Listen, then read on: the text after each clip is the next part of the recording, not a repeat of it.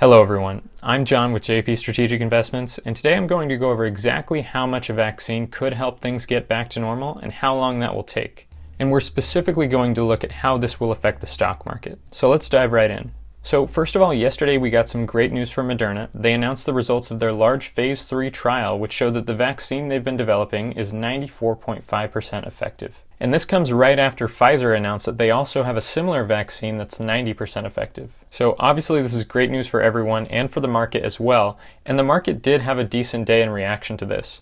So the question though is, how much of a difference is the vaccine really going to make? There's a lot of questions also about how quickly the vaccine will be delivered, and we got some interesting statements from Dr. Fauci a few days ago who said that social distancing and masks will still be necessary after people have been vaccinated. He said, quote, "I recommend people not to abandon all health measures just because you've been vaccinated, because even though for the general population it might be 90 to 95% effective, you don't necessarily know for you how effective it is." So many people might be wondering how much the vaccine will really reduce the fatality rate and if it will get us back to our normal lives soon. So let's take a look at this really quick. So first, keep in mind that the purpose of a vaccine is not to keep you from being infected, but to prepare your immune system so that if you are infected, you will be able to fight it off quickly. So basically, to find the fatality rate of people who have been vaccinated, we need to take the percentage of people for whom the vaccine will not work and multiply that by the current death rate without the vaccine. Now obviously this varies by age and depends on pre-existing conditions, but the CDC table here breaks down different age groups and also includes people with pre-existing conditions. We also have to understand that the data here is an estimate and may not be completely accurate, but if we're looking at this from an investor's perspective, then we know that these are the estimates that are going to be used to make policies, so regardless of whether or not they are completely accurate, these are the numbers that matter to us. So if we look at the data for the best estimate here, we see that people under the age of 20 currently have a fatality rate of 0.003%. Keep in mind that these numbers in the table are in decimals, so to get the percent, we just move the decimal over 2 spaces. So 0.003% times 5%, which is roughly the probability of the vaccine not working, gives us 0.00015%, or 1.5 in 1 million. Compare that to the current death rate of 3 in 100,000, which is already low, and I think it's safe to assume that healthy people under 20 who have received the vaccine are in general pretty safe. This is really good news because it means that after the vaccine is widely distributed, schools should be able to reopen completely, which is a huge burden off of working parents' shoulders.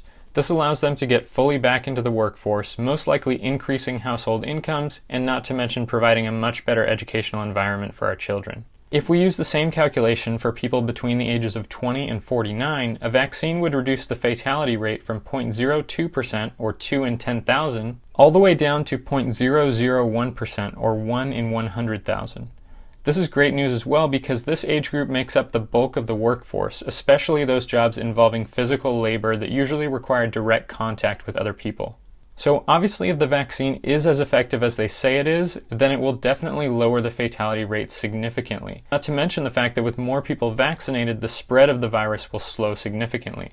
As far as when these vaccines will be available, it looks like we could see them in limited quantities as early as the end of this year. So then the question is, how will this affect the market? Well, even though this vaccine news is promising, it seems as though many of the social distancing restrictions will be in place in a much longer term basis as politicians take a very cautious approach to reopening. If we go through some different industries here, this is obviously not good news for entertainment companies and sports companies who rely on packed stadiums and other venues for the bulk of their revenue. This also means that restaurants and bars could see a more lasting effect on their business even after the vaccine is widely distributed. While restrictions most likely will be diminished, there will probably be a lot of bars and restaurants who will not be able to return to full capacity for a while. And with these businesses already struggling, this is not good. The travel industry will also probably see lasting effects even after the vaccine is distributed, because while people will be more comfortable flying or maybe going on a cruise, there will also be less reasons to travel if sporting events and entertainment events have very limited attendance. Not only that, but over the past 6 months or so, businesses have come to the realization that many of the trips and meetings they used to fly for can now be done over a Zoom meeting, saving time and money. This means that air travel specifically may have a long road ahead. Technology companies, on the other hand, should continue to benefit from a more socially distanced world.